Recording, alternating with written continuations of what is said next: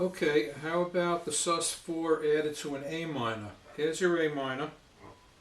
I'll play it the way everybody else does, which is difficult for me.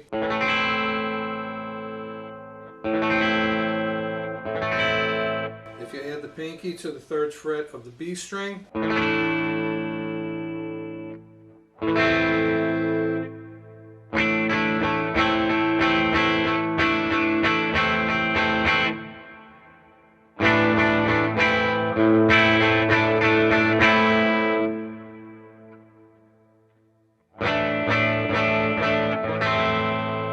I would play it like this, where my middle finger is barring the G string on the G string and the D string on the 2nd fret.